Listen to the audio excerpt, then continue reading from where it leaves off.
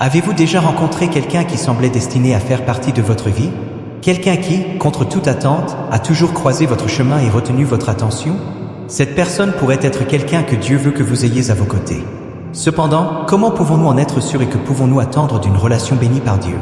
Lorsque vous regardez Dieu, sachez qu'il ne s'intéresse pas seulement aux grandes questions, mais qu'il se soucie de chaque détail, y compris de ceux qui partagent notre vie.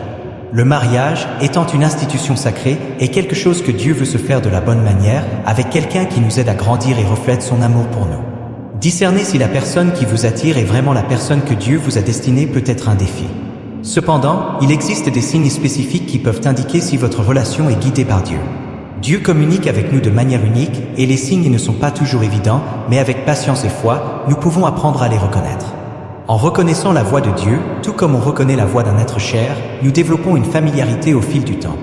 De plus, ressentir un fort sentiment de compatibilité et recevoir des commentaires positifs et le soutien de ceux qui nous entourent sont des signes importants. Dieu révèle souvent son plan de manière inattendue, que ce soit par le biais de rencontres fortuites ou de synchronicité. Ces situations apparemment aléatoires peuvent être interprétées comme des signes indiquant que Dieu orchestre quelque chose dans nos vies. Il est crucial de faire confiance au timing et aux conseils de Dieu, même lorsque son plan n'est pas immédiatement clair. Nous devons être attentifs à écouter et observer la manière dont Dieu nous parle, que ce soit à travers des rencontres inattendues, des coïncidences ou d'autres manières.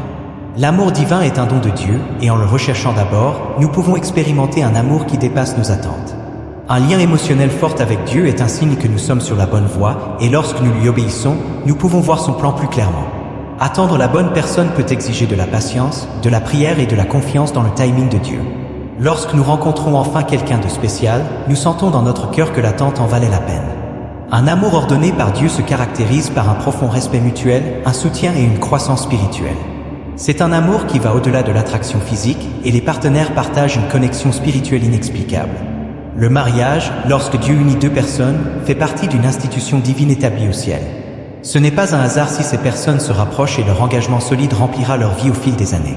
Par conséquent, chercher Dieu d'abord, prier, étudier sa parole et faire confiance à son plan sont des étapes essentielles pour expérimenter l'amour divin qu'il nous réserve.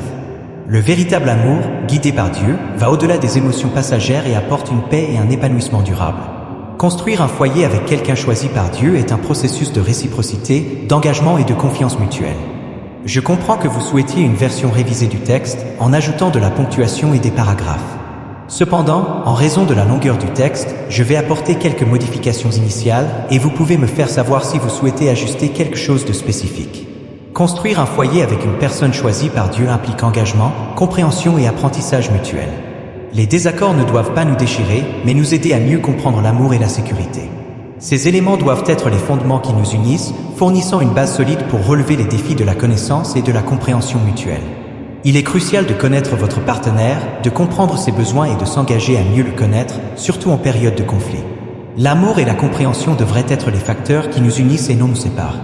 Dieu rassemble deux personnes non pas pour les rendre parfaites, mais pour leur permettre de grandir et de s'améliorer ensemble. Le mariage est un voyage constant d'apprentissage, où l'amour de Dieu est la force qui vous maintient ensemble, quels que soient les défis auxquels vous faites face. Proverbe 15, 1-2 nous enseigne l'importance d'une réponse aimable et de paroles sages dans une communication saine. Si nous aimons quelqu'un, nous essayons d'éviter de le blesser, en donnant la priorité à la guérison de la relation plutôt qu'à lui donner raison.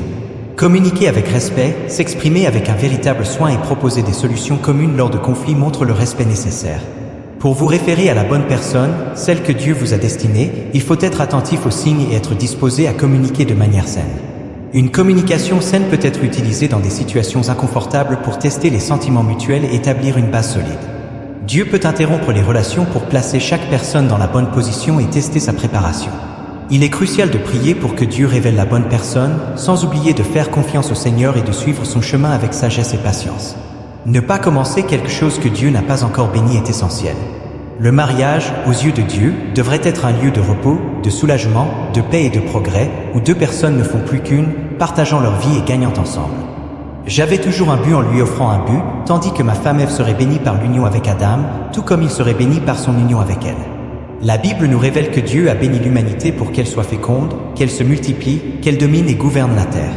Après avoir placé l'homme dans le jardin d'Éden, Dieu lui a confié la tâche de prendre soin des jardins. Cela nous indique que même si Dieu a un dessein général pour toute la création, il a également des capacités et des trésors spécifiques en chacun de nous. La plénitude de la vie s'obtient en découvrant ses trésors, en les vivant et en les recherchant, car il nous a mis en premier. David, dans le psaume 139, versets 13 à 16, exprime son émerveillement d'avoir été formé par Dieu d'une manière extraordinaire. Ce récit révèle que nous sommes merveilleusement créés par Dieu et que tout ce qui nous entoure, y compris les soi-disant désavantages, est merveilleusement interconnecté pour nous rendre spéciaux. Notre destinée est déjà écrite dans le livre de Dieu avant même que les événements ne surviennent. Quand quelqu'un vit à sa manière, en s'éloignant de la volonté de Dieu, il suit un chemin différent de ce que Dieu a prévu.